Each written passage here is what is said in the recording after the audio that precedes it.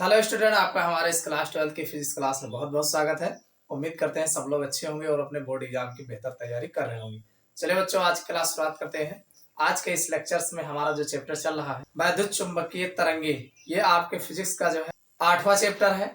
और इस 8वें चैप्टर में आज हम एक ऐसे टॉपिक को लेके आए हैं जो इनमें से कुछ न कुछ चीजें, चाहे विकल्प में हो, चाहे लॉन्ग में और चाहे शॉर्ट में, कुछ न कुछ हमेशा जो है इस चैप्टर से, इस टॉपिक से पूछे जाते हैं।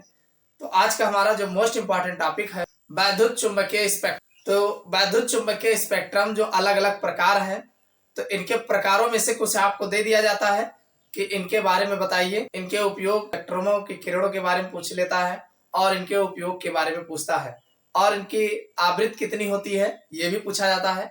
तो चलिए हम बारी बारी करके जितने भी स्पेक्ट्रम बनते हैं इनको हम डिटेल से आपको समझा देते हैं इस लेक्चर्स में, ताकि एग्जाम में चाहे विकल्प में, चाहे लॉन्ग में, चाहे शॉर्ट में, जैसे भी पूछा जाएगा आप सबके बारे में आराम से लिख ले जाओ। तो आप लोग वीडियो के अंदर बने रहिएगा, देखना अभी आपका तुरंत तैयार हो जाएगा। इसमें अगर देखा जाए तो सबसे पहले जिन किरणों की बात आती है वो है रेडियो तरंगे। इन कौन सी तरंगे आती है? रेडियो तरंगे। नाम क्या है? रेडियो। रेडियो आप समझ रहे हैं, पहले के जमाने में घरों में जो टेलीविजन हुआ करते थे, तो अब उसी से रिलेटेड आप समझोगे तो आराम समझ में आ जाएगा। तो जो ये रेडियो तरंगे होती हैं, तो रेडियो तरंगों का उत्सर्जन आवेशित कणों के दोलन के कारण होता है। यानी कैसे होता है? यानी जो रेडियो तरंगे होती हैं इनका उत्सर्जन जो होता है आवेशित कणों के दोलन के कारण। यानी जो आवेशित कण होता है, जो कण होते हैं उनको आवेशित किया जाता है और आवेशित करने के पश्चात उसका दोलन कराया जाता है। तो आवेशित कणों के दोलन करने के पश्चात रेडियो तरंगे उत्पन्न होती है। और इनकी आवृत्ति अगर देखा जाए तो 3×10⁴ हर्ट्ज से 3×10⁹ हर्ट्ज तक होती है। इस यही आपको ध्यान देना है कैसे उत्पन्न हो रही है और फिर इसकी तरंगों की आवृत्ति क्या है और इनके उपयोग क्या है, यही मेन है और वही चीजें हमने आपको बता रखा है। यानी इनकी आवृत्ति जो होती है 3×10⁴ हर्ट्ज से 3×10⁹ हर्ट्ज तक होती है। कौन? रेडियो तरंगे। क्लियर? अब इनका उपयोग कहाँ कहाँ किया जाता है? तो देखो भाई, रेडियो टेलीविजन, आप रेडियो का नाम सुने हैं तो बस एक उपयोग तो यही समझ जाओगे। रेडियो टेलीविजन प्रसारण, सेलफोन तथा वाईफाई में, इन सब में जो है ये रेडियो तरंगों का उपयोग किया जाता है।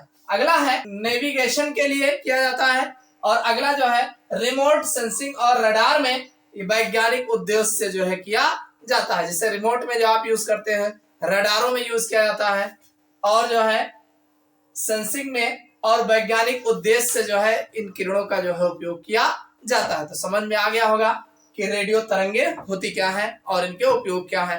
अगली जो आपकी तरंगे हैं वो है सूक्ष्म तरंगे, या इसी को माइक्रो तरंगे कहा जाता है। यानी सूक्ष्म तरंग या इसी को माइक्रो तरंग भी कहते हैं। तो तरंगों का उत्सर्जन निर्वाण नलियों द्वारा किया जाता है। यानी जो सूक्ष्म तरंगे होती हैं या माइक्रो तरंगे होती हैं, इनका उत्सर्जन जो है निर्वाण नलियों द्वारा किया जाता है। किसके द्वारा किया जाता है? निर्वाण नलियों द्वारा किया जाता है। इनकी आवृत्ति 1 गीगाहर्ट्ज से 300 गीगाहर्ट्ज तक होती है। कहां तक होती है?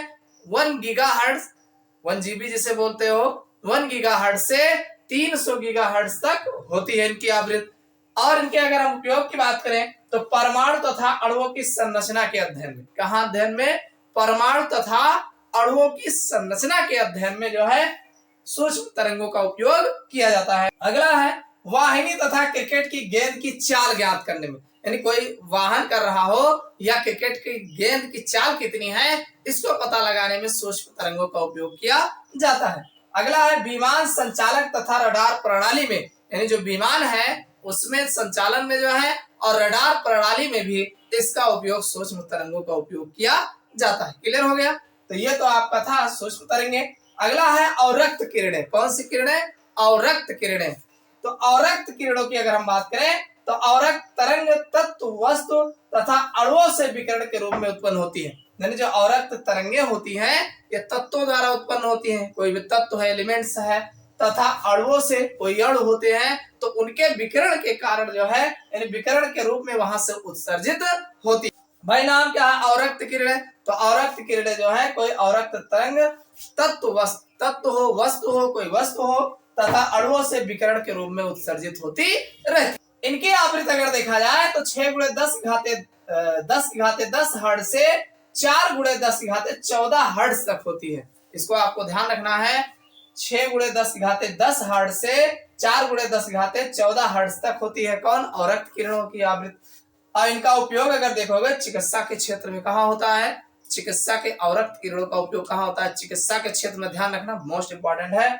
और पौधशाला को गर्म रखने में भी इसका उपयोग किया जाता है। अगला है मौसम की भविष्यवाणी में भी जो है अवरक्त किरणों का उपयोग किया जाता है। और अगला है धुंध में स्पष्ट देखने में भी जो है अवरक्त किरणों का उपयोग किया जाता है। तो ये 3 जो आपको बताए, उम्मीद करता हूं समझ में आ गया होगा। चलिए अब इसके आगे के भी हम जान लेते हैं। देखो अगला की अगर हम बात करें तो अगला आता है दृश्य तरंगे, यानी विजुअल रेज होती है, जो दृश्य किरणें होती हैं। ये दृश्य किरणें जो होती हैं, दृश्य तरंगे वे तरंगे होती हैं जिन्हें आंखों द्वारा देखा जाता है। भाई नाम ही है दृश्य तरंगे, तो दृश्य मतलब देखना होता है। तो ऐसी किरणें जो जिन्हें हम आंखों द्वारा देख सकते हैं, ऐसे तरंगों को हम दृश्य तरंगे कहते हैं। इनकी आवृत्ति 4 गुणे 10 हर्ट्ज से, यानी इनकी जो आवृत्ति होती है, फ्रीक्वेंसी होती है 4 गुणे 10 हर्ट्ज से 8 गुणे 10 हर्ट्ज तक होती है। यही आपको ध्यान देना है। यानी जो विजुअल रेस होती है, दृश्य किरणें होती हैं, इनकी आवृत्ति 4 गुणे 10 हर्ट्ज से 8 गुणे 10 हर्ट्ज तक होती है। अब इनके उपयोग की अगर हम बात करें तो पृथ्वी की सतह पर उपस्थित जीव जंतुओं की खोज में, यानी भाई पृथ्वी के ऊपर जितने भी जीव जंतु होते हैं, तो इनकी पृथ्वी की सतह, जमीन पर इनकी खोजों में जो है इनका उपयोग किया जाता है दृश्य किरणों का। अगला है खानों की खोज में, यानी जो खान होते हैं, सोने की खान है, चांदी की खान है, इस तरीके से जो भी खाने होती हैं, इनके खोजों में जो है इसका उपयोग दृश्य तरंगों का किया जाता है। और अगला है मनुष्य तथा जीव जंतुओं द्वारा वस्तुओं को देखने में, भाई मनुष्यों द्वारा जो है या जीव जंतुओं द्वारा वस्तुओं को देखने में जो है इस दृश्य किरणों का उपयोग किया जाता है। अगला है अणुओं की संरचना तथा परमाणुओं के बाह्य कोशों में इलेक्ट्रॉनों के प्रबंधन का पता लगाने में, यानी जो अणु होते हैं, तो अणुओं की संरचना, भाई अणुओं की संरचना किस तरीके से होती है, तथा परमाणुओं के बाह्य, कोई भी परमाणु है तो परमाणुओं के बाह्य कोश में कितने इलेक्ट्रॉन उपस्थित हैं, तो इनकी प्रबंधन का यानी व्यवस्था का जो है पता लगाने में जो है दृश्य किरणों का उपयोग किया जाता है। समझ में आ गया होगा। अगला आता है इनके बाद पराबैंगनी तरंगे। कौन सी तरंगे? पराबैंगनी तरंगे। तो पराबैंगनी तरंगों का उत्सर्जन एक विशेष प्रकार के लैंप तथा अधिक तत्व वस्तुओं द्वारा होता है। यानी जो पराबैंगनी किरणें होती हैं, इनका उत्सर्जन अगर देखा जाए तो विशेष प्रकार के लैंप, यानी एक विशेष प्रकार का लैंप होता है, उसके द्वारा, या कह सकते हैं जो बहुत ज्यादा गर्म वस्तु होती है, तप्त वस्तु होती है, तो उसके द्वारा इसका उत्सर्जन पराबैंगनी किरणों का किया जाता है। अब इसमें आते कौन है? जैसे दिया गया सूर्य इनके उत्सर्जन का प्रमुख उदाहरण है। यानी इसके उदाहरण की अगर हम बात करें तो सूर्य है, तो इनके उत्सर्जन का प्रमुख उदाहरण होता है। इनकी आवृत्ति जो है 8 गुणे 10 ध्यान रखना, इनकी आवृत्ति 8 गुणे 10 हर्ट्ज से 3 गुणे 10 हर्ट्ज तक होती है। यानी जो पराबैंगनी तरंगे होती हैं, इनकी जो आवृत्ति होती है 8 गुणे 10 हर्ट्ज से 3 गुणे 10 हर्ट्ज तक होती है। और इनके उपयोग की अगर हम बात करें तो नकली दस्तावेजों का पता लगाने में, यानी जो पराबैंगनी किरणें होती हैं, इनका उपयोग जो है, जो नकली दस्तावेज अगर है तो इसको जांचने परखने में जो है इसका उपयोग किया जाता है। और अगला है चोरों से सुरक्षा में अलार्म के रूप में, यानी चोरों से सुरक्षा में जो है अलार्म के रूप में कौन सी किरणें? पराबैंगनी किरणों का उपयोग किया जाता है। अगला है वस्तुओं की संरचना ज्ञात करने में, भाई कोई वस्तु है कैसी संरचना है, ये सब देखने में इसका उपयोग किया जाता है। अगला है जीवाणु को नष्ट करने में भी पराबैंगनी किरणों का उपयोग किया जाता है। समझ में आ गई पराबैंगनी किरणें। चलिए अगली तरंगे देखते हैं। अगला है एक्स किरणें। कौन सी किरणें हैं? एक्स किरणें। तो भाई एक्स किरणें एक्सरे नली से उत्पन्न होती है। भाई जाहिर सी बात है, एक्स किरणें एक्सरे द्वारा उत्पन्न होती है, एक्सरे की नलियों द्वारा उत्पन्न की जाती है। और इनकी आवृत्ति 1 गुणे 10 हर्ट्ज से 3 गुणे 10 हर्ट्ज तक होती है। यानी 1 गुणे 10 हर्ट्ज से 3 गुणे 10 होती है। और इनका उपयोग जो है चिकित्सा के क्षेत्र में, आप जानते हैं एक्सरे का उपयोग कहाँ किया जाता है? चिकित्सा के क्षेत्र में किया जाता है, और अभियांत्रिकी के क्षेत्र में किया जाता है, और धातु या विस्फोटक पदार्थ का पता लगाने में भी इन किरणों का उपयोग किया जाता है। समझ में आया? चलिए अगला देख लेते हैं। इसके बाद एक लास्ट है गामा किरणें। तो गामा किरणें क्या होती हैं, चलिए इनको भी जान लेते हैं। देखो बच्चों, अगर हम बात करें तो अगला हमारा है गामा किरणें। तो गामा किरणों में अगर देखा जाए तो गामा किरण परमाणु नाभिक से उत्पन्न होने वाली किरणें होती है। यानी कहां से उत्पन्न होती है, परमाणु नाभिकों द्वारा उत्पन्न की जाती है। इनकी वेधन क्षमता बहुत अधिक होती है। जो गामा किरण होती है, आप जानते हैं अल्फा बीटा गामा किरणें, ये जो है रेडियो एक्टिव किरणें होती है, जो नाभिकों द्वारा, परमाणु के नाभिकों द्वारा उत्पन्न होती है। और इनकी क्षमता गामा किरण की जो होती है वो सबसे ज्यादा होती है।